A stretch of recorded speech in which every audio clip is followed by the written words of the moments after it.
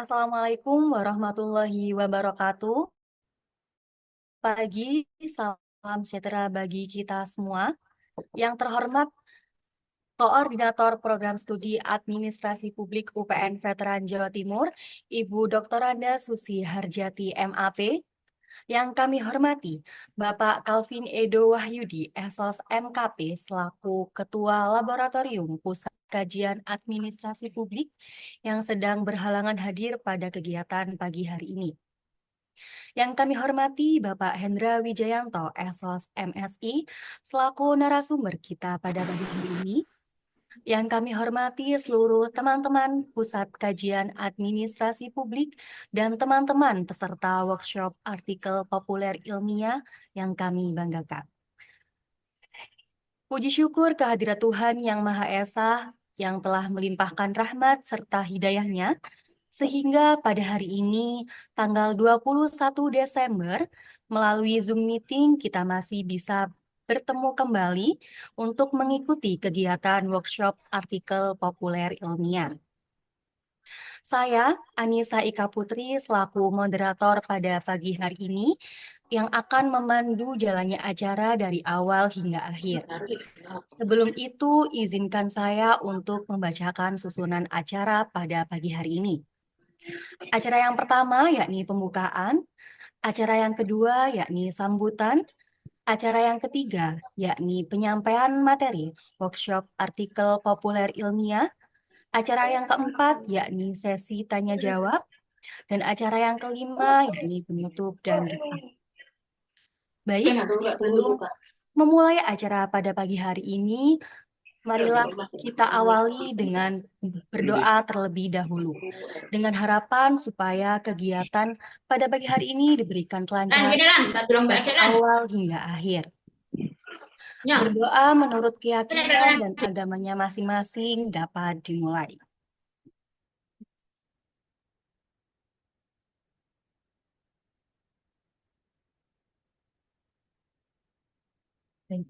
Berdoa selesai. Acara yang kedua yakni sambutan yang akan disampaikan oleh Saudari Ulfatila Salmi yang mewakili dari Bapak Calvin Edo Wahyudi Esos MKP untuk menyampaikan sambutan pada pagi hari ini. Kepada Saudari Ulfatila Salmi selaku PJ dari Program Kerja Workshop Artikel Populer Ilmiah, kami persilahkan.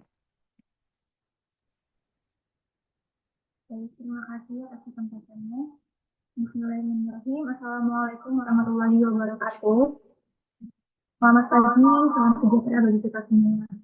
Yang terhormat, Ibu Koordinator Program Studi Administrasi Publik, Dr. Anda Susi Harjati MAP, Kepala Laboratorium Pusat, yaitu Bapak Calvin Edo Wahyudi SSNK MKP, dan juga yang terhormat pada narasumber kita hari ini, Bapak Hendra Wijayanto SSMI, serta teman-teman peserta yang berbahagia dalam mengikuti kegiatan workshop penulisan artikel ilmu populer. Alhamdulillah di kesempatan kali ini kita dapat berkumpul bersama di dalam suatu kegiatan yang untuk menambah skill dan juga keterampilan kita dalam menulis. Kemudian juga harapannya dalam kegiatan ini nanti dapat berdampak positif hari ini maupun di kemudian hari bagi teman-teman peserta semuanya juga. Sekali lagi saya sampaikan terima kasih kepada Bapak Hendra Wijayanto SSNSI yang telah berkenan untuk menjadi narasumber dan juga teman-teman panitia dari pusat yang telah menyelenggarakan acara ini, kemudian juga teman-teman peserta yang berkenan untuk mengikuti acara ini. Semoga dampaknya akan menjadi bermanfaat untuk kita semua. Tanpa berlama-lama lagi, mungkin acara ini bisa untuk dimulai. Saya kembalikan ke moderator. Terima kasih. Wassalamualaikum warahmatullahi wabarakatuh. Baik, terima kasih disampaikan. Acara selanjutnya yakni penyerahan sertifikat kepada narasumber serta sesi dokumentasi. Kepada seluruh peserta diharapkan untuk on-cam dan kepada panitia yang bertugas kami persilahkan.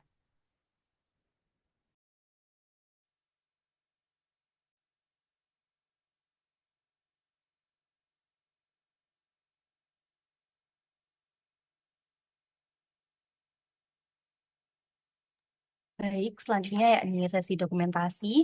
Saya bantu untuk menghitung. Seluruh peserta diharapkan untuk on cam ya. Satu, dua, tiga. Baik, mungkin sekali lagi. Satu, dua, tiga. Baik, terima kasih. Acara selanjutnya yakni memasuki acara inti, yaitu penyampaian materi workshop penulisan artikel populer ilmiah yang akan disampaikan oleh narasumber hebat kita pada pagi hari ini. Kepada yang terhormat Bapak Hendra Wijayanto, SOS MSI, kami persilahkan. Oke, baik. Terima kasih, Mbak Moderator. Ya, apakah suara saya terdengar jelas? Mohon maaf. Sudah jelas, Bapak. Oke, baik. Terima kasih. Oke, mungkin eh, saya share slide-nya sendiri atau bagaimana? Mungkin Mbak Oh, Moderator ini mungkin. dibantu untuk share screen dari teman panitia, Pak. Oh ya, baik. Terima kasih.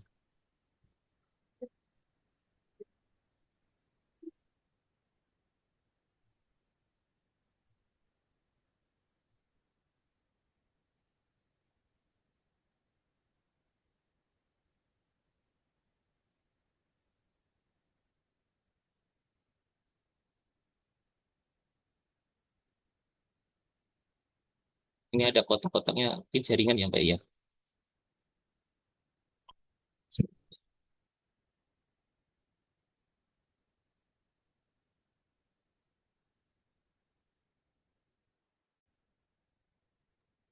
Baik, mungkin sambil menunggu teman-teman panitia untuk share screen materi dari Bapak Hendra, izinkan saya membacakan CV dari Bapak Hendra.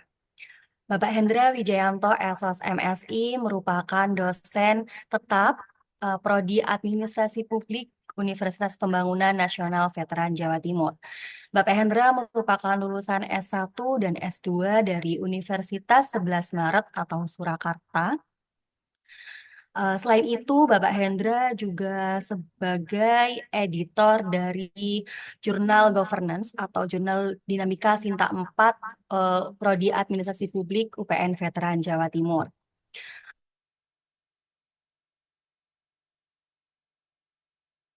Satu, ya,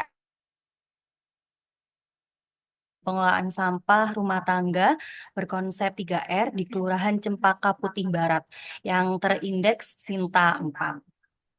Baik, mungkin itu sedikit cuplikan dari CV Bapak Hendra. Selanjutnya, yakni memasuki materi dari workshop artikel populer ilmiah. Dimohon teman-teman peserta untuk tetap on kamera selama materi berlangsung dan juga dapat mendengarkan dengan baik dari awal hingga akhir.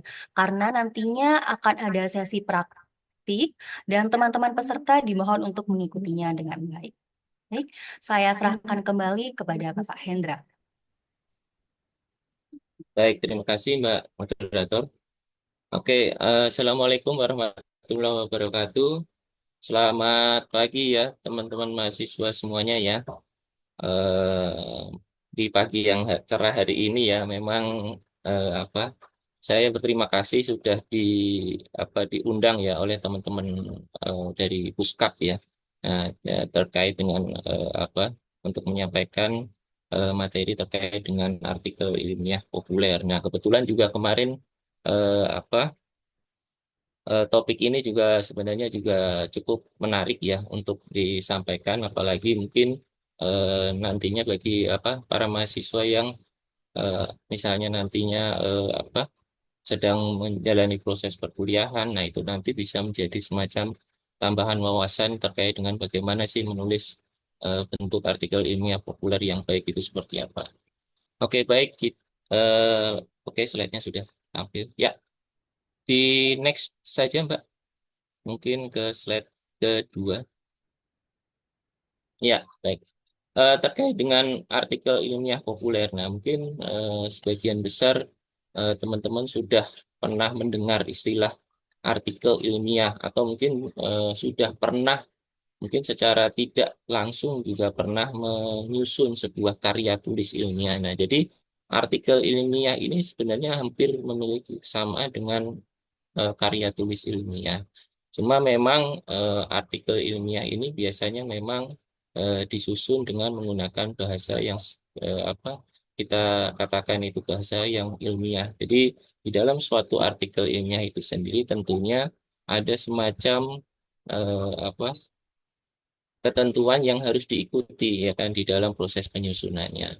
Nah, tentunya pada hari ini nanti kita akan pelajari ya terkait bersama-sama terkait dengan bagaimana sih cara membuat artikel ilmiah populer yang baik itu seperti apa. Mengingat juga menulis artikel ilmiah ini kan sebenarnya juga merupakan salah satu bentuk ya upaya untuk menanamkan ya kan rasa menanamkan kayak mahasiswa untuk giat ya kan di dalam menulis ya kan karena kita tahu ya mungkin kalau zaman sekarang itu menulis sesuatu di sebuah media itu kadang kan mungkin yang sifatnya ilmiah itu kan kadang mungkin jarang ya kita lakukan tetapi harapannya dengan materi terkait dengan penulisan artikel ilmiah nantinya juga teman-teman mahasiswa juga mulai membiasakan ya diri untuk menulis ya kan terkait dengan artikel ilmiah khususnya artikel ilmiah populer. Nah, kita lanjut mungkin next. Nah, terkait dengan artikel ilmiah populer ya, mungkin kalau kita melihat ya dari perkembangannya, artikel ilmiah populer ini memang eh, cukup sering ya kita lihat ya. Jadi di dalam suatu artikel ilmiah tadi itu kita bisa melihat terdapat karya tulis yang mengandung ilmu pengetahuan. Nah, ditulis dengan bahasa yang ringan dan bersifat komunikatif. Nah, jadi di sini eh, di dalam artikel ilmiah populer itu terdapat suatu unsur yang di mana di situ terdapat adanya pengetahuan baru yang nantinya ingin disampaikan kepada khalayak secara luas. Nah, jadi pengetahuan-pengetahuan baru ini tentunya tidak harus yang apa ya, pengetahuan yang dalam arti itu sifatnya itu yang mungkin terlalu terlalu formal ya kan. Tetapi pengetahuan ini tentunya yang mungkin dirasa mungkin orang lain itu masih awam dan kemudian kalau kita share pengetahuan tadi itu tentunya akan memberikan eh, wawasan baru bagi bagi pandangan ataupun wawasan baru ataupun pandangan bagi masyarakat secara luas. Nah, di sini tentunya di samping itu juga artikel ilmiah publis dengan menggunakan bahasa yang ringan. Nah, rata-rata sebagian besar artikel ilmiah populer itu supaya mudah untuk dicerna ya kan. Nah, dicerna oleh skala yang secara luas, makanya kemudian artikel ilmiah populer itu ditulis dengan menggunakan bahasa yang ringan atau bahasa yang mudah dipahami. Tentunya tidak apa ya istilahnya itu, tentunya tidak mengindahkan unsur-unsur yang sifatnya baku ya kan. Nah, jadi tetap penulisan di dalam artikel ilmiah itu ditulis secara menggunakan kata-kata baku tetapi yaitu tadi dengan bahasa yang luas, ya kan, bahasa yang ringan, yang mudah dicerna oleh khalayak masyarakat secara luas. Nah, di samping itu juga bersifat komunikatif. Nah, tentunya di sini isi yang disampaikan di dalam suatu artikel ilmiah tersebut tentunya harus sifatnya komunikatif. Jadi mudah untuk menarik, ya kan, menarik para pembaca. Ya kan? Ketika artikel ilmiah populer yang mungkin kita susun tadi itu nantinya bisa menarik keingintahuan pembaca untuk apa sih yang ingin disampaikan ya kan makna yang disampaikan di dalam isi dari artikel ilmiah populer itu tersebut. Nah, di sini kemudian di samping mohon maaf ada suara lain. Isi artikel ilmiah populer tentunya berfokus pada penyampaian informasi dengan target membaca yang lebih luas. Nah, ini ya yang mungkin tidak bisa kita pungkiri bahwa artikel ilmiah populer ini memang fokusnya untuk target masyarakat secara luas ya, karena mengingat bahwa isi dari artikel ilmiah populer ini dia lebih apa ya istilahnya itu, lebih berkaitan dengan kehidupan masyarakat. Nah, jadinya di sini hal-hal yang dituliskan di dalam sebuah artikel ilmiah populer itu tentunya ya pasti berhubungan dengan kehidupan yang dialami oleh masyarakat. Nah, ini kita sebutnya sebagai artikel ilmiah populer. Oke, next.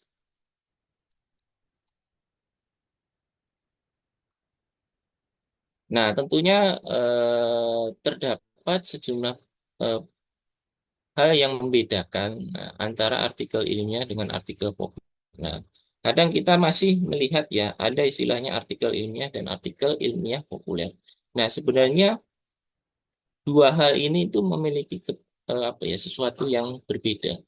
Nah, jadi meskipun sama-sama kita katakan dia artikel ilmiah, basisnya adalah eh, fakta-fakta ataupun data-data yang sifatnya itu benar-benar apa ya, yang kita temukan di lapangan, empirik, ya kan. Tetapi di situ eh, kita terdapat perbedaan yang mungkin cukup mencolok ya ataupun signifikan antara artikel ilmiah dengan artikel ilmiah populer. Nah, di sini eh, dilihat dari beberapa aspek. Nah, yang pertama adalah tujuan dan audiensnya. Nah, kalau untuk artikel ilmiah ini biasanya sebagian besar ditujukan ya kan penulisannya tadi itu ditujukan kepada beberapa kelompok ya kan akademisi ataupun istilahnya dosen ataupun orang-orang yang dalam hal ini dia mengetahui secara betul isi dari suatu karya tulis atau artikel ilmiah. Sedangkan artikel ilmiah tujuan dan audiensnya itu biasanya ditujukan untuk menarik perhatian pembaca atau secara luas ya kan. Nah, jadi di sini artikel ilmiah populer itu tidak hanya ditujukan untuk kalangan akademisi saja, tapi juga ditujukan untuk masyarakat luas. Nah, jadi cakupannya itu lebih lebih apa ya? Lebih kompleks ya kan. Membacanya seperti itu. Di samping itu juga gaya bahasa yang dipakai juga lebih ringan, mudah dimengerti dan berfokus pada aspek-aspek yang menarik secara umum. Nah, ini yang mungkin membedakan antara apa artikel ilmiah dan artikel ilmiah populer. Nah, kemudian dari gaya penulisan. Nah, untuk gaya penulisan artikel ilmiah bagaimana? Artikel ilmiah lebih ditulis dengan bahasa ilmiah yang sifatnya formal dan objektif. Nah, ini mungkin kalau teman-teman mungkin pernah menyusun sebuah artikel di dalam suatu jurnal ya, dalam bentuk jurnal. Nah, itu merupakan salah satu bentuk artikel ilmiah yang di mana di situ pasti di dalam penulisannya kan harus bab sistematis ya kan, kemudian harus formal, harus baku, kemudian harus objektif ya kan, dan jelas ya kan apa yang diangkat di situ ya kan. Nah, itu. Sedangkan ya penulisan untuk artikel ini yang populer itu lebih menggunakan bahasa yang mudah dicerna, bahasa yang rata-rata sebagian besar lebih menggunakan bahasa yang informal, tetapi tetap baku. Nah, jadi bahasanya informal tetapi tetap baku, bukan menggunakan bahasa ini ya, bahasa anak gaul sekarang ya. Nah, kan kadang ada mahasiswa menuliskan di dalam misalnya tugas disuruh membuat artikel ya kan, oh eh, di situ dituliskan kata-kata gaul ya kan. Nah, itu kalau bisa dihindari, tetap menggunakan bahasa yang meskipun bahasanya informal tetapi ya itu tadi tetap baku. Nah, seperti itu. Kemudian di samping itu juga menarik minat membaca masyarakat umum. Nah, ini ya. Jadi artikel ilmiah populer itu tentunya bagaimana sih membangun atau menuliskan suatu isi dari artikel ilmiah itu tentunya harus bisa menarik minat baca. Jadi isinya harus menarik. Isinya tentunya juga harus ibaratnya masyarakat itu juga mudah untuk tahu gitu loh. Oh, apa sih yang diharapkan, apa sih yang disampaikan dari si penulis nih terkait dengan tulisan artikel ilmiah populer nih, seperti itu.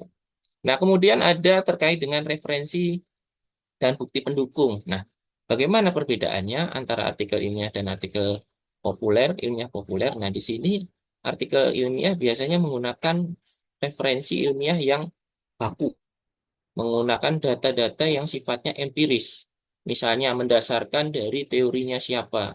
Teorinya Margono misalnya tahun 2024. Nah, itu merupakan salah satu bentuk dari artikel ilmiah. Jadi sifatnya dia memang sedikit formal.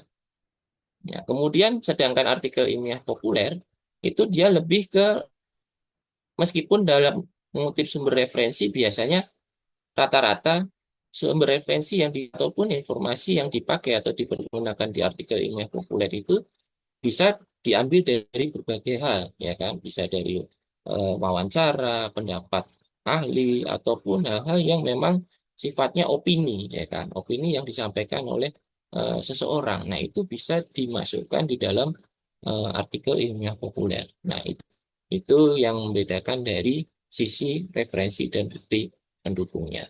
Oke, mungkin next. Nah, yang membedakan juga dari struktur dan panjang. Nah, jadi di sini juga antara artikel ilmiah dan artikel ilmiah populer ini juga berbeda. Kalau artikel ilmiah biasanya dia menggunakan struktur yang baku. Misalnya kayak menulis jurnal itu teman-teman mahasiswa biasanya menuliskannya harus diawali dari apa sih? Judul, kemudian ada abstrak, kemudian ada pendahuluan, setelah itu metodologi sampai dengan kesimpulan. Nah, itu merupakan bentuk yang sifatnya baku di dalam menulisan sebuah artikel ilmiah. Nah, jadi relatif biasanya hasil dari tulisannya pun juga nantinya relatif panjang. Nah, sedangkan artikel ilmiah populer itu dia strukturnya lebih fleksibel. Nah, jadi tidak terlalu banyak. Jadi poin-poin yang ada di dalam sistematika penulisannya. Jadi dia lebih relatif sederhana dan apa kan di dalam penyampaian informasi. Nah, kemudian di berikutnya terkait dengan aspek proses bukti. Nah, artikel ilmiah ini rata-rata biasanya eh, karena dia apa ya istilahnya memiliki struktur yang sifatnya baku. Nah, biasanya dia harus melewati suatu proses review yang ketat untuk bisa dipublikasikan. Nah, ini eh, yang menjadi semacam ciri dari artikel ilmiah. Sedangkan artikel ilmiah populer itu lebih mudah. Ibaratnya kalau kita menuliskan sesuatu di kolom suatu misalnya opini, kolom opini di dalam media massa, nah itu biasanya relatif ya kan lebih mudah untuk dipublikasikan karena tidak terlalu melalui proses review yang sifatnya formal dan membutuhkan waktu yang lama. Nah, jadi teman-teman di sini untuk menulis artikel ilmiah populer itu relatif lebih gampang dan mudah dibandingkan kalau menulis artikel ilmiah. Karena yaitu tadi ada beberapa hal yang sifatnya itu yang menjadi keunggulan ya kan, yang menjadi kelebihan dari artikel ilmiah populer. Oke, lanjut. Next. Ya, baik. Nah, terkait dengan artikel ilmiah populer, mungkin bisa dilihat di sini. Yang membedakan istilahnya antara ini artikel ilmiah populer dan ini bukan artikel ilmiah populer. Nah, ini bisa dilihat dari kalimat yang dituliskannya. Misalnya, di dalam artikel ilmiah bukan artikel ilmiah populer, nah di sini bisa dilihat. Pada taraf signifikansi 0,05, nilai P adalah 0,027, sehingga dapat disimpulkan bahwa ada perbedaan signifikan antara kedua kelompok. Nah, bahasa yang digunakan di dalam kalimat ini ternyata kalau kita lihat bahasanya lebih baku, kaku. Karena apa? Ada taraf signifikansi dan lain sebagainya. Nilai P. Nah, itu kan bahasa-bahasa yang dia bukan menunjukkan bahwa ini artikel ilmiah populer.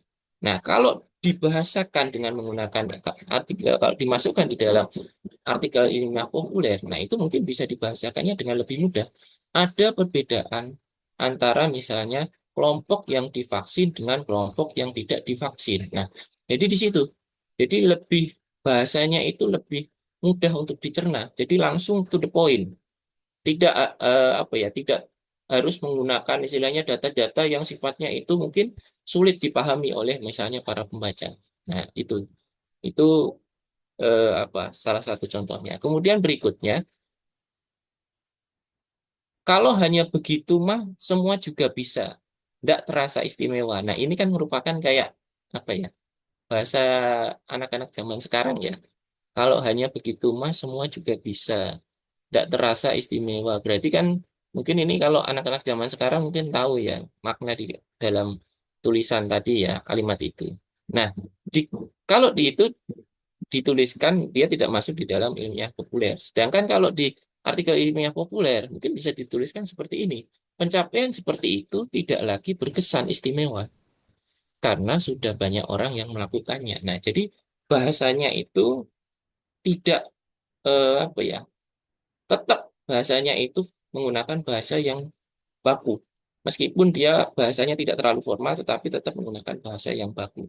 Bukan menggunakan bahasa yang gaul yang mungkin digunakan mungkin anak-anak zaman sekarang mungkin ketika mengobrol dengan temennya. Nah, kemudian dituliskan di dalam artikel ilmiah populer. Nah, mungkin itu apa ya dirasa tidak tepat. Jadi tetap bahasanya bahasa meskipun bahasanya informal, tetapi tetap menggunakan kata-kata yang baku kayak seperti itu. Nah, ini contoh kalimat artikel ilmiah populer.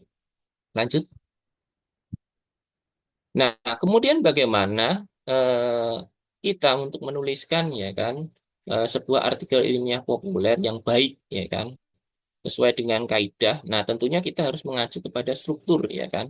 Struktur penulisan artikel ilmiah populer yang baik. Nah, di dalam penulisan artikel ilmiah populer itu terdapat struktur yang harus diikuti.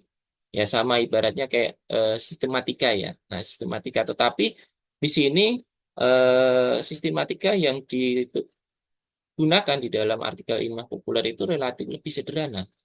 Nah, di sini bisa dilihat ya, ada mulai dari judul, kemudian pendahuluan, isi, kemudian penutup. Nah, jadi tulisan artikel ilmiah ini cakupannya lebih, poin-poin yang perlu dicantumkan itu lebih sederhana, lebih sedikit dibandingkan kalau kita menulis artikel ilmiah seperti jurnal misalnya. Nah, jurnal kan biasanya kalau jurnal itu kan relatif panjang ya, dan isinya pun harus benar-benar empiris ya kan. Nah, jadi ini. Nah, kemudian di judul misalnya, di judul cantumkan ketika menulis artikel ilmiah populer, cantumkan judul yang sifatnya itu bisa apa ya, semacam bisa membuat para pembaca itu tuh tergelitik ya kan, tergelitik ataupun tertarik untuk membaca artikel yang kita buat tadi. Nah, jadi kayak menimbulkan semacam rasa keingintahuan ya kan bagi para pembaca tadi. Nah, itu jadi judulnya pun juga harus mudah dicerna gitu seperti itu. Kemudian di bagian pendahuluan. Nah, di bagian pendahuluan ini teman-teman nantinya bisa menuliskan ya kan apa yang menjadi latar belakang kenapa kok kita menuliskan apa isi artikel tersebut. Nah, jadi hal-hal yang melatar belakangi ya kan judul yang kita susun tadi atau kita tuangkan di dalam artikel ini yang populer. Nah, kemudian di bagian isi ya kan di bagian tubuhnya. Nah, ini di bagian isi itu biasanya disampaikan terkait dengan gagasan-gagasan ataupun pandangan penulis yang disertai dengan bukti terperinci mengenai topik yang dibahas di dalam suatu artikel ilmiah populer. Nah, jadi di dalam isi nanti disampaikan misalnya pendapat dari pakar ataupun hasil temuan ilmiah ya kan yang dilakukan oleh ini kemudian menghasilkan seperti ini. Nah, itu kemudian dituliskan di dalam poin-poin di dalam isi. Jadi isi ini untuk mendukung ya kan statement-statement yang mendukung penguatan di dalam topik yang dituangkan di dalam artikel ilmiah populer.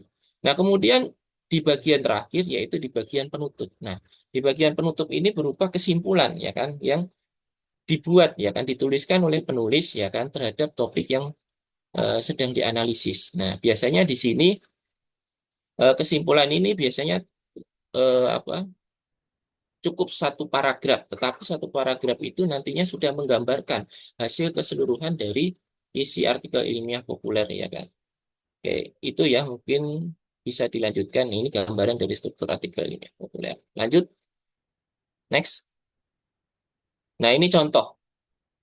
Contoh artikel ilmiah populer ya. Jadi saya mengambil contoh dari manfaat olahraga bagi kesehatan mental. Nah, jadi di sini ya ada judul manfaat olahraga bagi kesehatan mental. Berarti di sini berarti ada penulis ingin menyampaikan ya kan bahwa berolahraga itu ternyata bisa tidak hanya menyehatkan badan tetapi juga memberikan peningkatan kesehatan khususnya bagi mental seseorang ya kan. Nah, terus di bagian pendahuluan apa saja yang dituliskan? Nah, tentunya di bagian pendahuluan ini merupakan Hal-hal yang mendasari kenapa kok penulis tertarik menuliskan manfaat olahraga tadi bagi kesehatan mental.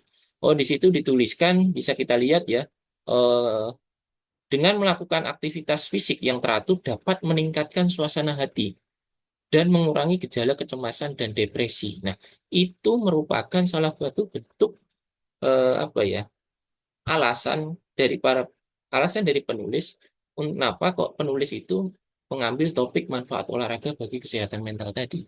Nah, istilahnya memberikan pengetahuan kepada para pembaca supaya pembaca itu lebih beraktivitas ya kan melakukan aktivitasnya sehari-hari secara rutin karena dapat memberikan yaitu tadi sisi-sisi positif ya kan bagi tidak hanya bagi kesehatan fisik tetapi juga bagi kesehatan mental. Kemudian di bagian isi, nah di dalam bagian isi ini lebih ke penulis menuliskan statement-statement yang menguatkan ya kan argumentasi yang dikemukakan terkait dengan topik manfaat olahraga bagi kesehatan mental tadi. Nah, misalnya di sini eh, kegiatan-kegiatan apa olahraga yang bisa dilakukan seperti lari ya kan, bersepeda atau mungkin kalau zaman sekarang itu olahraganya yang apa ya tidak memerlukan gerakan yang banyak ya kan, yaitu dengan melakukan yoga misalnya. Nah, itu juga bisa membantu meningkatkan kepercayaan diri dan mengurangi tingkat stres. Di samping itu di dalam isi juga kita bisa menuliskan hasil riset ya kan yang ditemukan ya kan atau hasil riset yang dilakukan oleh seseorang. Nah, kemudian kemudian itu bisa dimasukkan juga di dalam artikel ilmiah populer tadi, isi dari artikel ilmiah populer tadi untuk memberikan penguatan. Nah, kemudian di bagian kesimpulan, nah kesimpulan dari manfaat olahraga bagi kesehatan mental tadi yaitu harapannya dengan mengintegrasikan olahraga tadi ke dalam rutinitas sehari-hari tentunya dapat menjadi langkah efektif untuk meningkatkan kesehatan mental. Jadi ada istilahnya harapan yang ingin disampaikan oleh penulis terhadap para pembaca ya kan. Ya kan? Sehingga para pembaca ini juga nantinya diharapkan juga bisa jadi wawasan mereka lebih terbuka dan kemudian bisa jadi mereka juga apa ya melakukan ya kan apa yang disarankan oleh penulis di dalam artikel ilmiah populer tersebut. Nah, itu ya ini salah satu contohnya. Oke, baik. Mungkin next. Nah, tentunya di dalam suatu artikel ilmiah populer itu teman-teman tidak bisa lepaskan dari fakta dan opini. Nah, fakta dan opini ini kan sebenarnya kan memang sering ya kita temukan ya pada saat mungkin teman-teman menyusun suatu tugas ya kan diberikan tugas oleh seorang dosen ya kan untuk apa ya menemukan fakta-fakta ataupun membuat opini ya kan dari fakta-fakta yang apa ada misalnya. Nah, jadi fakta dan opini ini biasanya tidak bisa lepas dari artikel ilmiah populer. Jadi artikel ilmiah populer itu di dalamnya itu ada terdapat fakta dan opini. Nah, fakta itu apa sih? Nah, kalau kita lihat ya, fakta itu merupakan peristiwa atau kejadian yang benar-benar terjadi. Nah, jadi fakta ini merupakan fenomena atau kejadian yang di situ terjadi di dalam kehidupan. Jadi kita bisa amati, kita bisa lihat seperti itu. Nah, kemudian fakta memiliki ciri juga dapat dibuktikan kebenarannya. Nah, jadi fakta-fakta tadi itu bisa dilihat. Oh, kejadian tadi itu benar-benar terjadi atau tidak. Nah, dapat dibuktikan kebenarannya. Nah, jadi karena fakta tadi itu bisa kita lihat, bisa kita apa ya amati, ya kan. Nah, itu kemudian kalau dibuktikan, nah itu kita bisa membuktikannya dengan misalnya hasil foto ataupun menggunakan dokumentasi dan lain sebagainya. Kemudian fakta juga disertai dengan data-data berupa angka, tanggal, nomor, foto, video, dan bukti-bukti pendukung lainnya. Nah, ini ya, nah, teman-teman kan sering ya mencantumkan atau menampilkan gambar ya kan, misalnya gambar dari suatu fenomena di dalam misalnya suatu tugas yang diberikan oleh dosen. Nah, di situ fakta ini biasanya apa ya semacam dia akan memberikan penguatan ya kan penguatan terhadap permasalahan ataupun topik yang kita angkat tadi. Nah, bisa berupa foto, bisa berupa video, ya kan, ataupun apa rekaman, ya kan, dan bukti-bukti pendukung lainnya. Nah, kemudian fakta juga berisi informasi tetap dan tidak berubah-ubah. Nah, jadi karena fakta ini merupakan sesuatu yang sifatnya apa ya, dia itu tetap. Nah, jadi fakta ini tidak akan berubah-ubah. Berbeda dengan opini. Nah, kalau opini biasanya relatif berubah-ubah. Karena apa? Menyesuaikan dengan kondisi dan fenomena yang ada. Nah, jadi ini ya, itu fakta. Nah, kita lihat kalau opini bagaimana? Nah, opini ini biasanya lebih mendasarkan kepada pendapat atau tanggapan seseorang. Nah, misalnya kayak teman-teman melihat fenomena tentang anak jalanan misalnya. Nah, anak jalanan ini dirasa meresahkan, misalnya apa atau mengganggu estetika ataupun keindahan suatu kota misalnya. Nah, itu kan pendapat. Nah, pendapat tadi itu terkadang masih belum didasarkan kepada apa? Data, ya kan? Nah, jadi belum tentu kok istilahnya itu apa tuh tadi anak-anak misalnya, ya kan, anak-anak jalanan tadi ternyata mengganggu keindahan, belum tentu juga. Nah, ini jadi sifatnya opini. Belum tentu disetujui, bahkan terkadang tidak dapat dibuktikan kebenarannya. Nah, di samping itu juga opini ini dinyatakan dengan kata-kata yang sifatnya itu berupa pandangan dan perkiraan. Nah, jadi bukan sesuatu yang mungkin bisa kita pastikan gitu loh. Jadi ini masih ibaratnya itu 50-50, benar atau tidaknya gitu loh. Nah, ini opini. Nah, dan tadi sifatnya yang berubah-ubah. Nah, makanya di sini di dalam ketika menuliskan suatu artikel ilmiah populer, nah makanya fakta dan opini ini juga senantiasa akan masuk, ya kan, dipakai atau dipergunakan, diaplikasikan di dalam artikel ilmiah populer. Nah, fakta-fakta tadi itu sebagai penguatan misalnya di bagian latar belakang atau pendahuluan. Opini, ya kan, dimasukkan di bagian mana?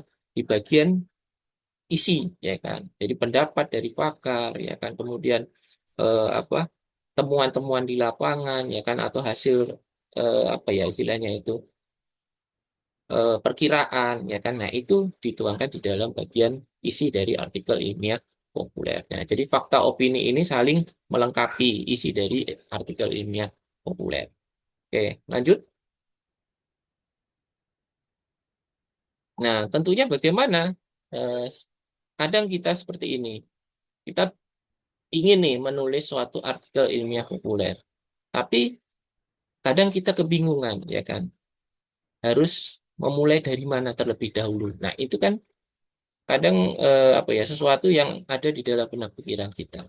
Nah, tentunya basisnya dari artikel ilmiah populer itu kan berasal dari informasi kan. Nah, terus bagaimana cara kita mendapatkan informasi-informasi yang nantinya akan kita tuangkan di dalam suatu artikel ilmiah populer. Nah, di sini ada beberapa apa ya metode yang bisa dipergunakan ya untuk mencari informasi yang nantinya akan dituangkan di dalam suatu artikel ilmiah populer. Nah, di sini ada tiga metode, yaitu metode wawancara, kuesioner, dan studi pustaka. Nah, jadi banyak ya metode yang bisa dipergunakan untuk menggali ya kan informasi-informasi tadi. Nah, kalau wawancara, nah teman-teman nantinya bisa misalnya mencari ya kan narasumber ataupun seseorang ataupun individu yang dia mengetahui betul eh, apa fenomena yang nantinya akan kita jadikan sebagai judul ya kan di dalam artikel ilmiah populer ya kan. Nah, jadi kita nantinya akan mewawancarai ya kan, menyampaikan pertanyaan-pertanyaan yang nantinya berhubungan dengan judul yang ada di dalam artikel ilmiah populer yang akan kita tuliskan. Nah, kemudian kuesioner. Nah, kuesioner ini juga bisa dipergunakan dengan cara menyusun atau memperoleh data dengan menyusun daftar pertanyaan sesuai dengan kebutuhan penulis misalnya. Nah, jadi misalnya seorang penulis ingin melihat ya kan apa pengaruh tadi misalnya antara giat berolahraga ya kan dengan kesehatan mental. Nah, itu sejauh mana pengaruhnya terhadap kesehatan mental. Nah, itu bisa dilihat dengan menggunakan misalnya daftar kuesioner. Nah, kuesioner yang ditujukan kepada siapa? Masyarakat, ya kan, ataupun apa pembaca misalnya, ya kan, untuk menentukan oh ini pengaruhnya sejauh mana, ya kan, dari beberapa pertanyaan yang ya, dipilih di dalam kuesioner tersebut. Nah, kemudian ada juga studi pustaka. Nah, ini yang sering dipakai ya di dalam menulis artikel ilmiah populer yaitu adalah mendapatkan informasi melalui studi pustaka. Kan kadang kalau wawancara dan kuesioner itu kan kadang susah ya kan harus menemukan sumber apa ya sumber informasi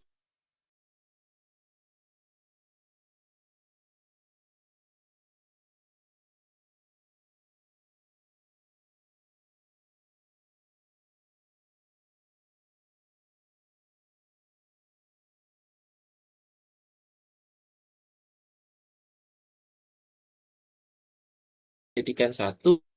Nah, kemudian nantinya kita olah ya kan. Nah, kita olah kira-kira mana saja yang dirasa penting. Nah, kemudian Juga. Maaf ya, Pak. oh iya.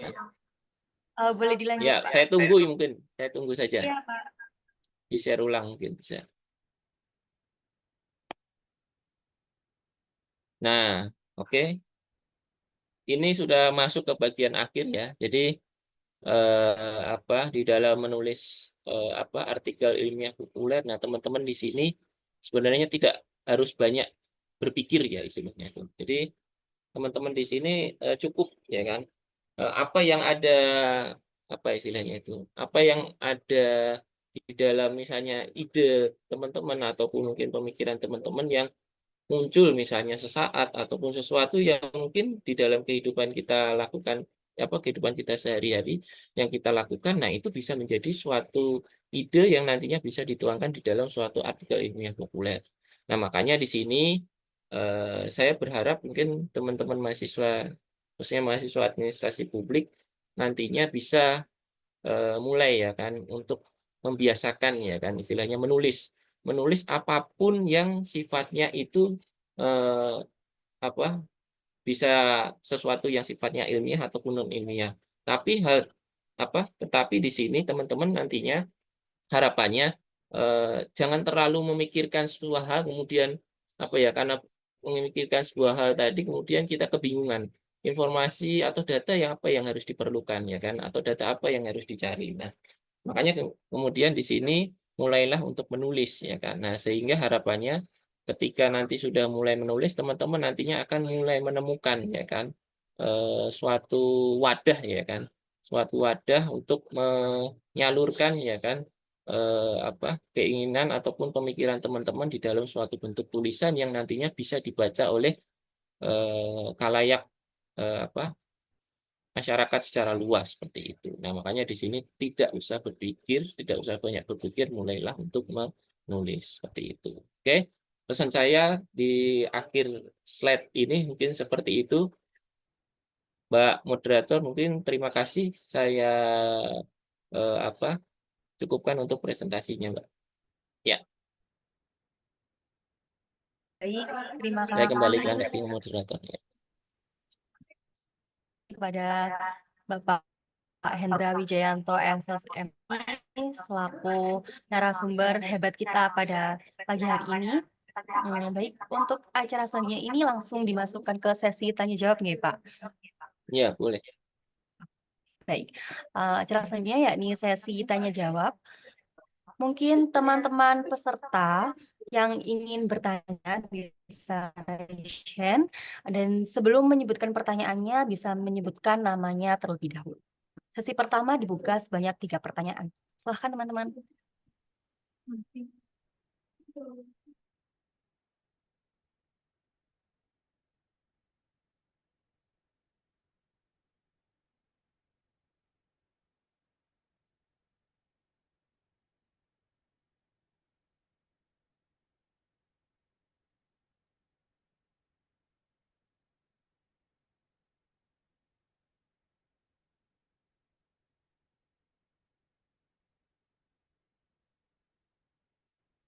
Mungkin karena hari libur ya ini ya.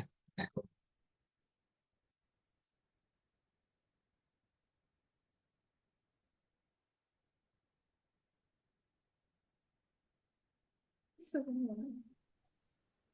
Baik, Pak. Mungkin sambil menunggu peserta untuk bertanya, saya Mm-mm. izin bertanya ya, Pak ya, untuk mengawali Ya, boleh. mungkin sambil menunggu peserta. Gini, Pak, ketika kan sudah disampaikan tentang artikel ilmiah populer, itu kan bahasanya lebih singkat, lebih fleksibel, dan juga menarik perhatian pembaca, tapi tetap memuat informasi. Nah, saya ini pernah membuat luaran seperti berita online seperti itu, Pak. Nah, apakah berita online ini termasuk di artikel ilmiah populer atau memang ada sendiri seperti itu, Pak? Terima kasih. Oke. Ya, oke. Berita online. Ya, berita online apakah sama dengan artikel ilmiah populer? Ya. Nah, sebenarnya kalau berita online itu kan biasanya kan kalau teman-teman kan isi berita itu kan biasanya apa sih? Informasi ya kan?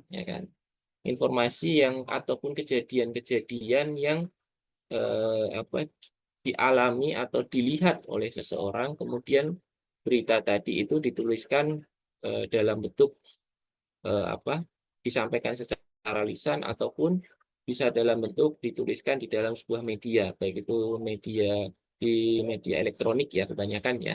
Nah, kalau berita online bagaimana? Nah, memang kalau berita online itu memang strukturnya memang juga sederhana juga, hampir mirip dengan artikel ilmiah populer.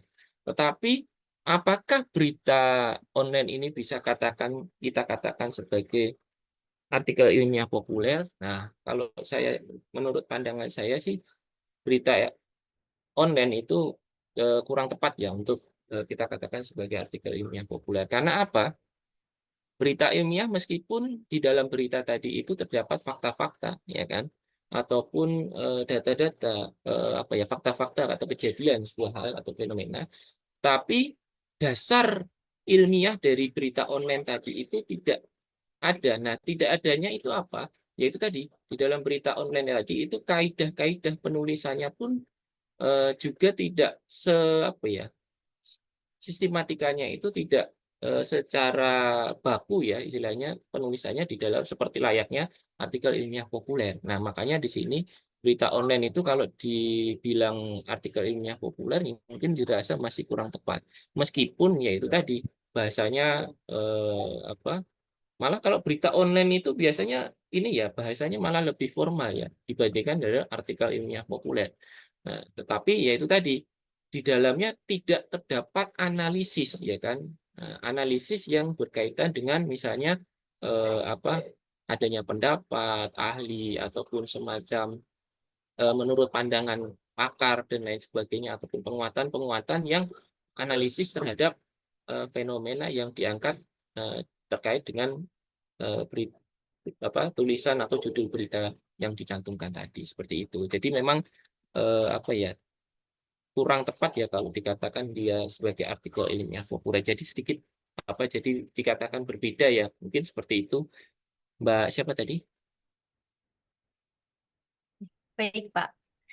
Terima Mm-mm. kasih atas jawabannya. Mungkin dari teman-teman peserta yang lain yang ingin bertanya bisa on cam, raise hand, dan menyebutkan namanya terlebih dahulu. Atau mungkin jika ada gangguan di Zoom-nya masing-masing bisa bertanya juga melalui kolom chat Zoom.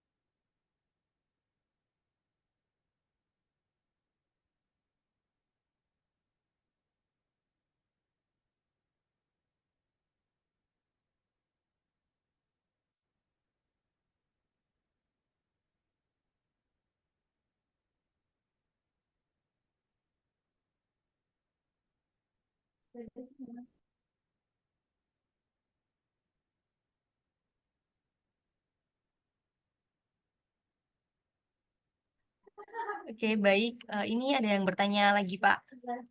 Ya, Boleh silakan. Farina menyebutkan namanya terlebih dahulu ya mungkin biar bisa kenal. Ya, perkenalkan saya Farina Mamudaradi. Selamat pagi, Pak Indra. Mau bertanya terkait artikel populer ilmiah itu untuk cara publishnya itu seperti apa, Pak? Dan kita bisa publish itu di mana, Pak? Mungkin itu aja pertanyaan dari saya. Terima kasih. Oke, baik. Terima kasih, Mbak. Siapa tadi? Farina ya. Ya, Farina, Pak. Bagaimana cara publish artikel ilmiah populer? Oke, jadi untuk bagaimana sih kalau kita pengen apa ya? Mungkin misalnya kita pengen ini ya punya tulisan ya kan, tulisan.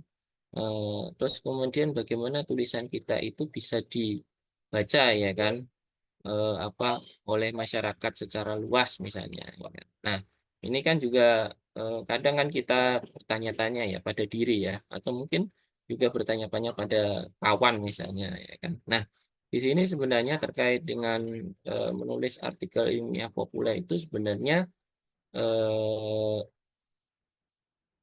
caranya sebenarnya itu relatif lebih sederhana ya, lebih mudah ya. Nah, apalagi mungkin kalau di kalangan akademik ini kan, baik itu misalnya mahasiswa, ya kan, dosen biasanya lebih mudah ya kan untuk menuliskannya. Nah, jadi eh, langkah-langkahnya yang mungkin bisa dilakukan untuk menulis artikel ilmiah populer itu mungkin teman-teman harus tetapkan sih eh, apa sih yang mau diangkat terlebih dahulu ya kan. Nah, apa yang mau di apa istilahnya itu?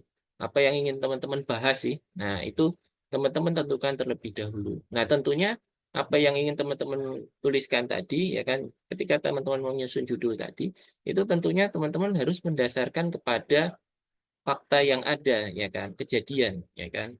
Jadi apa mendasarkan kepada hasil penelitian misalnya. Nah, itu bisa dipakai ya kan ketua menuliskan suatu judul. Nah, barulah kemudian teman-teman nantinya kemudian tuangkan di dalam suatu isi ya kan, isi yang ada di dalam artikel ilmiah. Nah, untuk pertanyaan yang kedua tadi, oh, mohon maaf apa tadi? Terkait dengan ini ya, publishnya di mana ya? Iya, Oke. betul, Pak.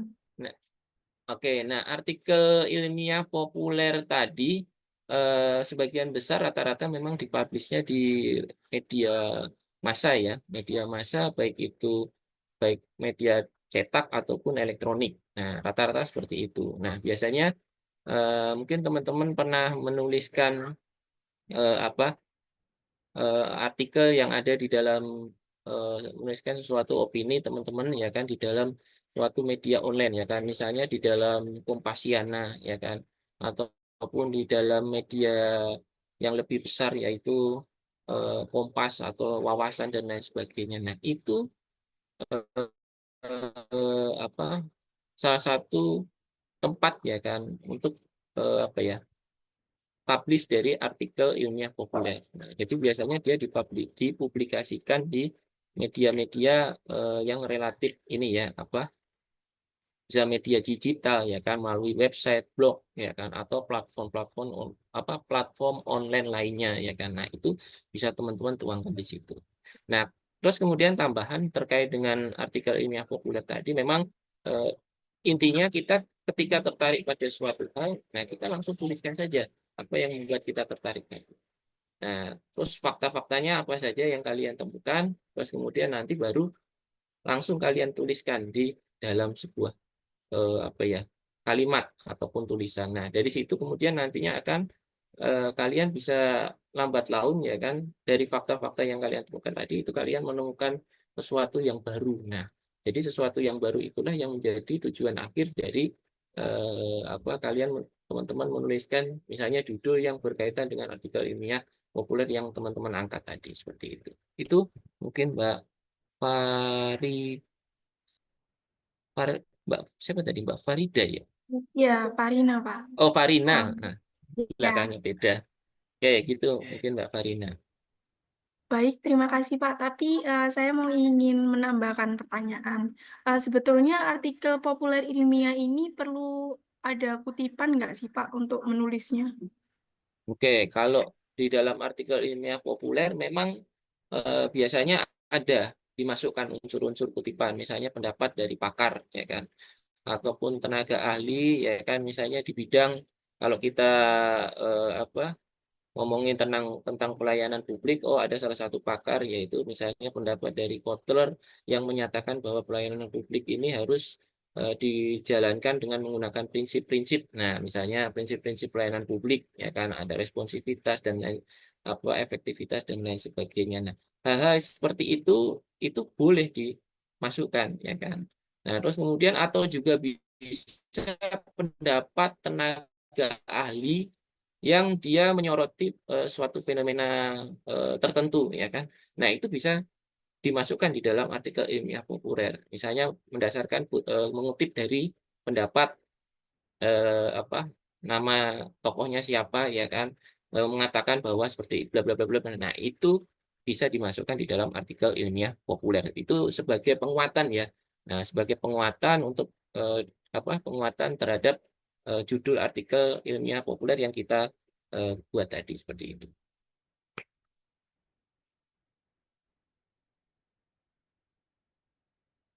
Baik, Pak. Begitu Mbak Terima Farina. kasih. Itu saja pertanyaan dari. Ya, makasih, Pak. Ya, ya. Baik, terima kasih Farina dan juga Pak Hendra. Pak, ini ada pertanyaan lagi di kolom chat Zoom. Dari izin saya bacakan nih, Pak. Ini Ya. dari Bernadetta Dian. Assalamualaikum Pak Hendra, izin bertanya mengenai sumber informasi yang dari studi pustaka tadi, apakah ada sumber lain selain dari Garuda Jurnal sama Google Scholar, Pak? Dan mungkin minta saran dari Bapak untuk sumber-sumber jurnal yang terpercaya. Terima kasih. Oke, tadi untuk mendapatkan sumber informasi, ya. Nah, apakah tadi dari apa tadi jurnal Garuda dan satu lagi apa tadi, Mbak? Garuda dan Itu Pak Google Scholar, Pak. Garuda Google Jurnal. Scholar. Oh ya. Nah, sebenarnya teman-teman bisa mendapatkan, ya, istilahnya referensi dari banyak hal, ya. Apalagi sekarang kan zamannya sudah digital, ya.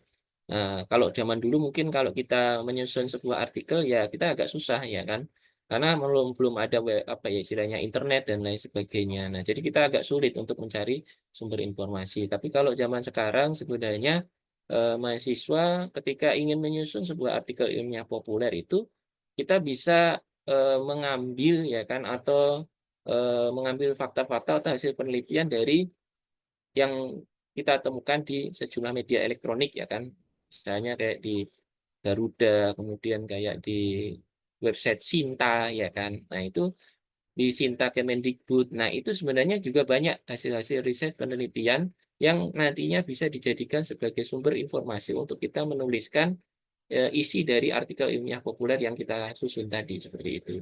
Atau bisa juga dari beberapa jurnal, ya kan, media jurnal. Nah, jadi kita boleh saja sebenarnya kalau kita menyusun artikel ilmiah populer, kita boleh saja mengadopsi beberapa data atau fakta-fakta yang yang kita temukan dari jurnal yang sudah atau hasil penelitian yang dilakukan oleh orang lain. Nah, itu bisa kita adopt juga.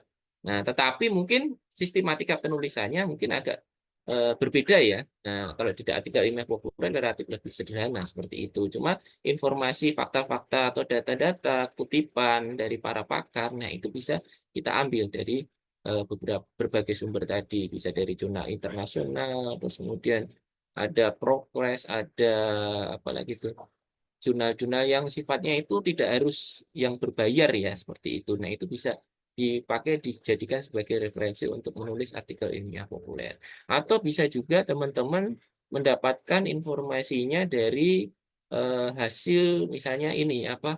Ketika teman-teman searching di Google, kalian mencari tentang beberapa artikel ilmiah yang sudah pernah dipublish, ya kan.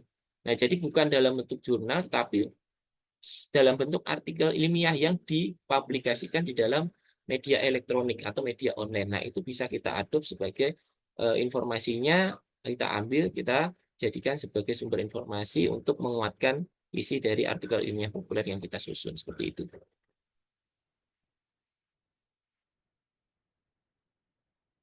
Mungkin begitu, Mbak. Baik, Pak Hendra, terima kasih atas jawabannya. Mungkin sesi tanya jawab ini sudah ditutup ya Pak, karena sudah 3 pertanyaan. Oh, ada lagi Pak. Oh iya, Dari kolom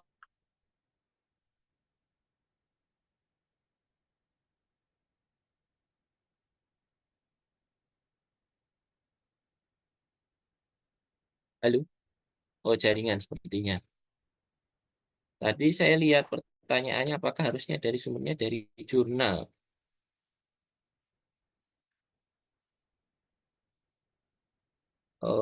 Apakah tidak boleh mengambil sumber dari blog seperti Liputan 6 atau Kompasiana?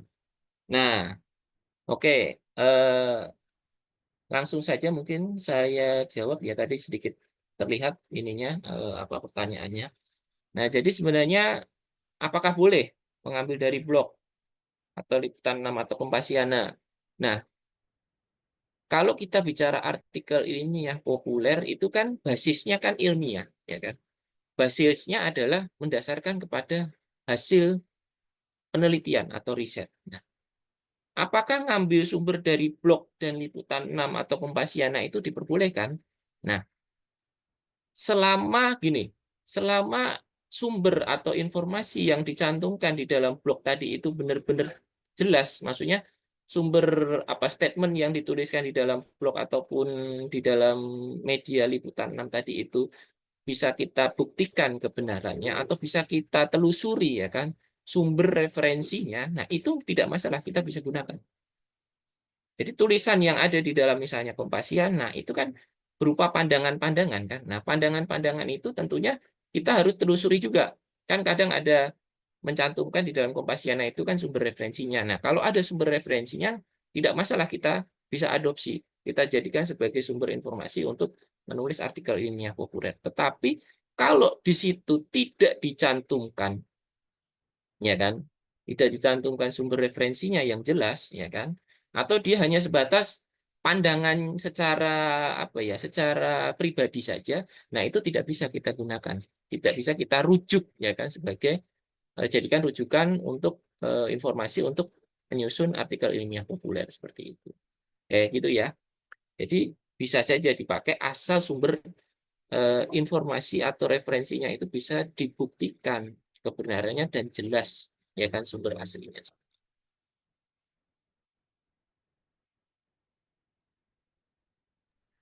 Baik, terima Itu kasih. Mbak moderator. Baik, terima kasih Pak Indra. Untuk Hmm, pertanyaannya mungkin sudah ya Pak ya, sudah. Apakah teman-teman nggih. peserta yang ingin ditanyakan lagi sebelum sesi pertanyaannya ini ditutup? Ada lagi Pak. Ini juga melalui kolom chat Zoom dari Salsa. Assalamualaikum Pak Hendra, izin bertanya, apakah Hmm. ada ketentuan jumlah kata atau halaman dalam penulisan artikel ilmiah populer? Ya, eh, kalau ini agak sedikit ini ya, karena kan jumlah kata dan halaman ini kan sepertinya kayak ibaratnya itu malah memberikan semacam apa ya, batasan ya sebenarnya ya. Ya mungkin kalau saya melihat sebenarnya artikel ilmiah populer tadi itu tidak terlalu apa ya, tidak terlalu panjang ya. Memang rata-rata artikel ilmiah populer itu biasanya sebagian besar itu 1 sampai 2 halaman, itu sebenarnya sudah 2 halaman itu sebenarnya sudah cukup panjang ya isinya ya. Nah, jadi artikel ilmiah populer yang penting isi di dalam artikel ilmiah populer itu sudah mencakup tadi 4 struktur, yaitu ada judul, ada pendahuluan, ada isi, dan ada penutup atau kesimpulan. Nah, apabila 4 hal tadi itu sudah tergambarkan di dalam artikel ilmiah populer, nah sebenarnya itu sudah kita katakan kita bisa sebut sebagai artikel ilmiah populer. Nah, jadi kita tidak harus terpaku kepada jumlah kata atau halaman, ya kan. Nah, mungkin sebenarnya bisa bisa saja. Misalnya kalau kita pengen menuliskan artikel populer, tetapi hanya sebatas apa ya, maaf, 1.000 kata misalnya. Nah, tetapi kan malah apa ya, ketika kita membatasi menjadi 1.000 kata tadi, isi yang ada di dalam artikel ilmiah populer yang kita buat itu menjadi kurang apa ya, kurang variatif gitu loh isinya, kurang begitu menarik karena karena dibatasi oleh kata tadi. Nah, tapi ya itu tadi intinya yang penting sudah sistematis ya kan, sesuai dengan struktur ya kan, sudah mencakup isinya, itu sudah ada pendahuluannya, ada hal yang menguatkan kenapa kok menulis menuliskan topik tersebut ya kan, kemudian ada alasan fakta-fakta yang ditemukan di lapangan, nah itu terus kemudian ada data dan informasi yang bisa menguatkan ya kan judul dari topik tersebut. Nah itu sebenarnya sudah bisa kita katakan sebagai artikel ilmiah populer. Jadi tidak terpaku kepada jumlah kata atau halaman, tapi memang biasanya relatif lebih sedikit, tidak terlalu banyak seperti kalau kita menulis artikel ilmiah yang formal seperti menulis jurnal seperti itu.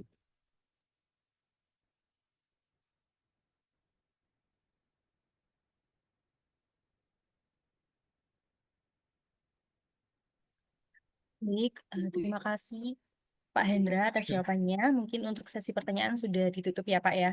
Nah, Ya, eh, ini kan workshop artikel ilmiah populer. Nah, ini dari teman-teman sudah ada yang mencoba untuk membuat contoh dari artikel ilmiah populer. Mungkin kami bisa share screen dan diperhatikan bersama, dan juga mungkin Pak Hendra juga bisa bantu untuk mengkoreksi ya Pak, apakah sudah sesuai dengan baik. menurut Pak Hendra seperti itu. Baik, untuk panitia yang bertugas silakan.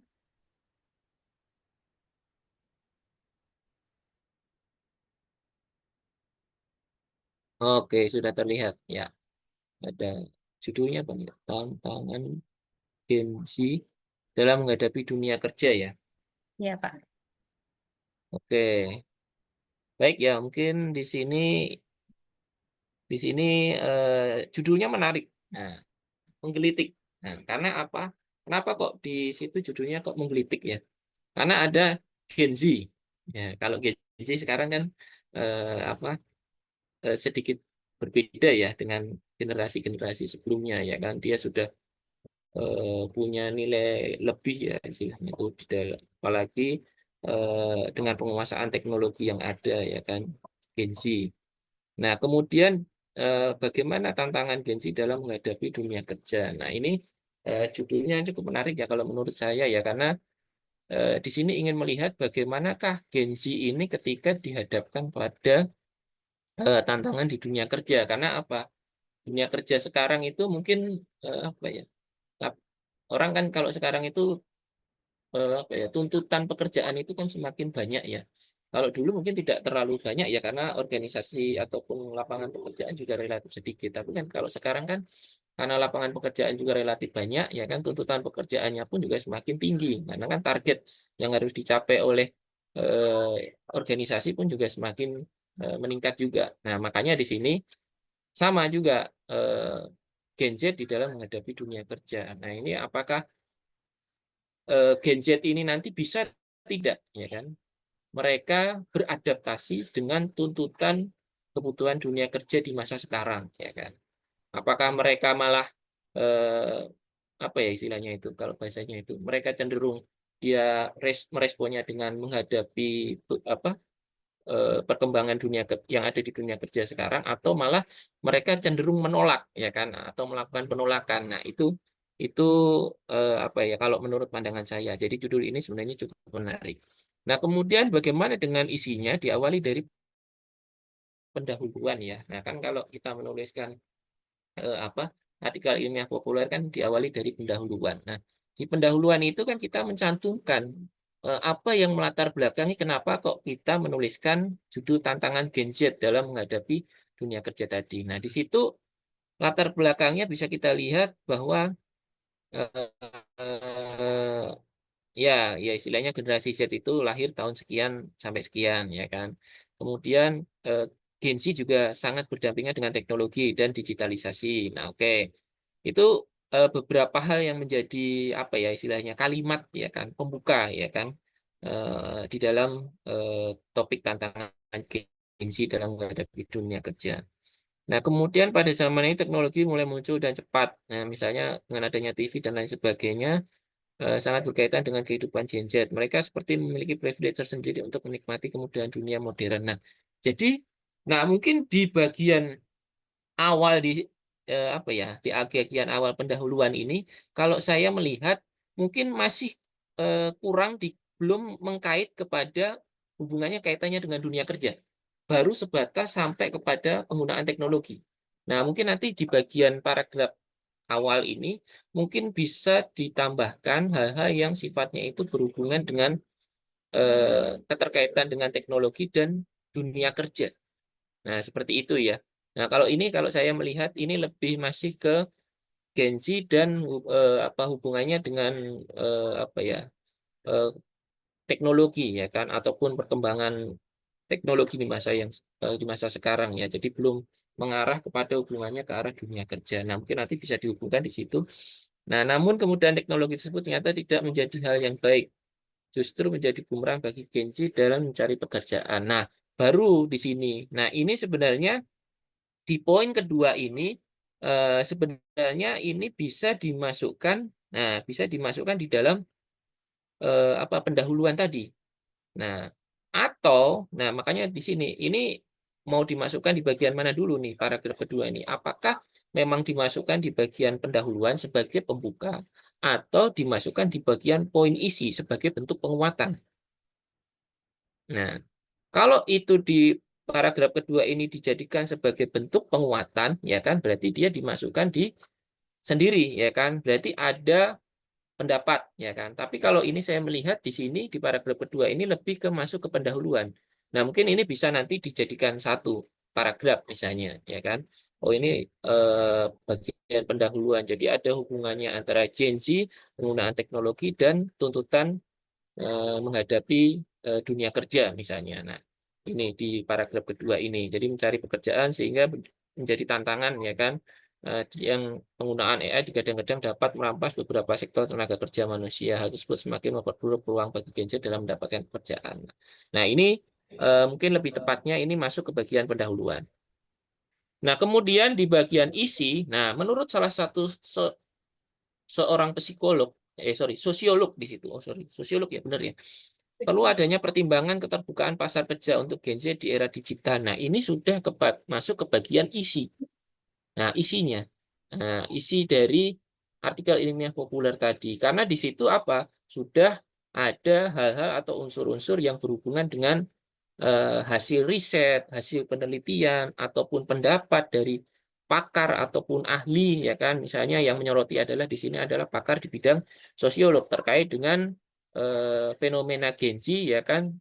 Dihadapkan pada yaitu tadi lapangan pekerjaan ataupun dunia kerja. Nah, apakah mereka, nah di sini Gen Z di era digital, perlu adanya pertimbangan keterbukaan pasar kerja untuk Gen Z di era digital karena posisi mereka tidak dapat terserap ke dalam lapangan pasar kerja. Karena apa? Karena adanya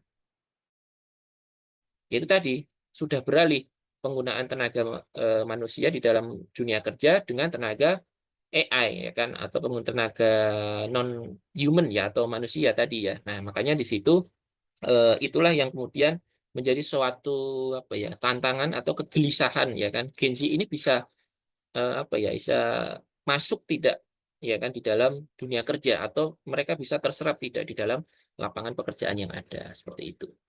Nah, pada Indonesia diperkirakan akan mengalami bonus demografi pada tahun 2030 mendatang. Jika ini tidak diatasi maka menjadi masalah pengangguran. Nah, oke. Itu hasil analisa saya. Mungkin ini baru sampai isi. Nah, mungkin bisa ditambahkan lagi kesimpulan. Nah, kesimpulan dari tantangan Gen Z dalam menghadapi dunia kerja ini mungkin bisa ditambahkan. Oh, ternyata Gen Z zaman di masa sekarang ini memang apa ya kondisinya bagaimana ya kan? Apakah memang mereka apa mereka dapat bagian besar bisa terserap ke dalam lapangan pekerjaan atau mereka malah yaitu tadi bisa jadi Gen Z yang tadi ya apa ketika dihadapkan lapangan pekerjaan tetapi malah mereka memiliki visi yang lain gitu loh istilahnya mereka punya hal yang lain. Misalnya ketika Gen Z tadi kan pemikirannya kan banyak ya kan, lebih luas ya kan dibandingkan generasi-generasi sebelumnya. Nah, mungkin tidak hanya mereka nanti terserap ke dalam lapangan pekerjaan, bekerja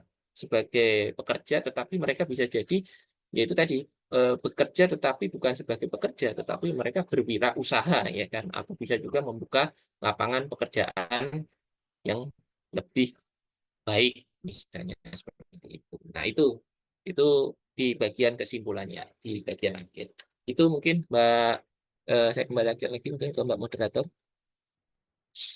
Baik, terima kasih Pak Hendra atas koreksinya. Mungkin dari koreksi dari Pak Hendra itu tadi lebih memperhatikan lagi terkait struktur ya Pak ya. Bukan berarti Ya, kalau betul. misal artikel ilmiah populer itu kayak ini secara fleksibel atau sederhana, terus terbuai akhirnya lupa dengan tetap memperhatikan strukturnya. Seperti itu. Betul. Mungkin terima kasih Pak Hendra atas materi yang sudah Bapak sampaikan kepada kami semua pada pagi hari ini. Sebelum penutupan, izinkan saya menarik kesimpulan dari kegiatan workshop penulisan artikel ilmiah populer pada hari ini. Artikel ilmiah populer merupakan karya tulis yang mengandung ilmu pengetahuan dan ditulis dengan bahasa sederhana, komunikatif, dan menarik perhatian dari pembaca. Lalu perbedaan dari artikel ilmiah dan juga artikel populer yaitu yang pertama terletak pada tujuannya.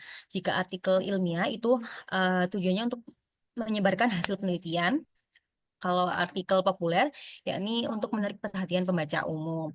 Dan juga dari gaya penulisannya, artikel ilmiah ini tuh berbahasa ilmiah, sedangkan artikel populer ini lebih bahasanya informal, tetap baku, dan juga menarik minat baca umum.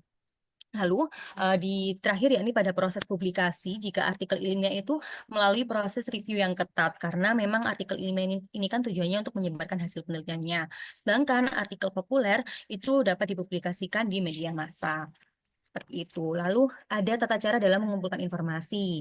Yang pertama yakni melalui wawancara, dari kuesioner, dan juga studi pustaka. Seperti itu.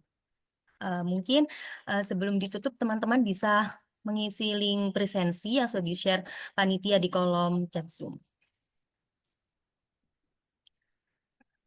Baik, alhamdulillahirrahmanirrahim.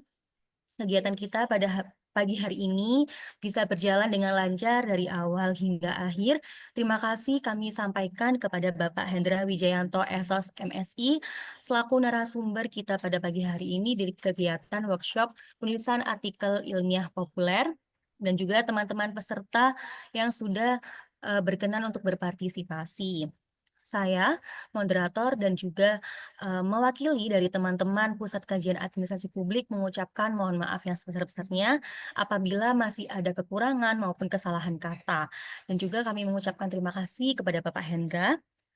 Terima kasih atas perhatiannya. Saya izin menutup kegiatan hari ini. Wassalamualaikum warahmatullahi wabarakatuh.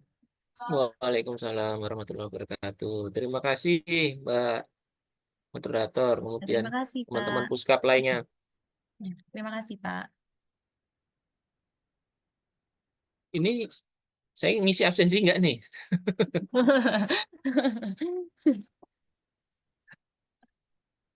Oh, oke. Oh, ini di kampus ya berarti ya teman-teman ini ya. Oh, Iya, Pak. online-nya kah? Iya. Oh, pikir saya Enggak. pada libur.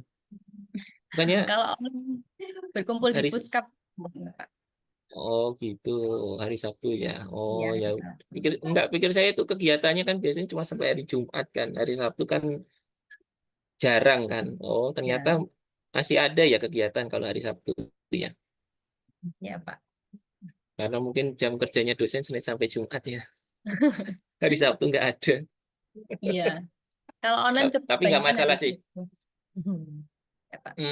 Tapi nggak masalah sih kalaupun misalnya eh, apa kami misalnya para dosen misalnya ada kegiatan di luar apa hari Sabtu itu nggak masalah juga asalkan ya memang mungkin eh, apa tidak terlalu apa mendang apa ya padat misalnya jadwalnya misalnya kan kadang kan ada hari Sabtu kan dosennya kadang ada yang mungkin yang sudah berkeluarga liburan atau pulang kampung misalnya ya kan nah makanya nah, mungkin kalau hari Sabtu kan masih bisa tapi kalau hari Minggu ya mungkin ya itu tadi lebih lebih untuk fokus ke keluarga mungkin ya kalau dosen-dosen. Tapi nggak masalah sih kalau kegiatannya masih hari Sabtu sih masih masih bisa di apa ya istilahnya bisa dilakukan sih seperti itu. Ya, Itu Pak. aja Mbak. Ya, Pak. Oke, Terima kasih. itu ya. Ya, Pak. Kalau saya izin ini live Baik, apakah Pak. bisa? Oh ya. Boleh, Pak. Saya izin live ya Ya, semuanya teman-teman Puskap kemudian apa Mbak moderator ya. Oke, Assalamualaikum warahmatullahi wabarakatuh. Selamat pagi. Waalaikumsalam. Waalaikumsalam warahmatullahi wabarakatuh.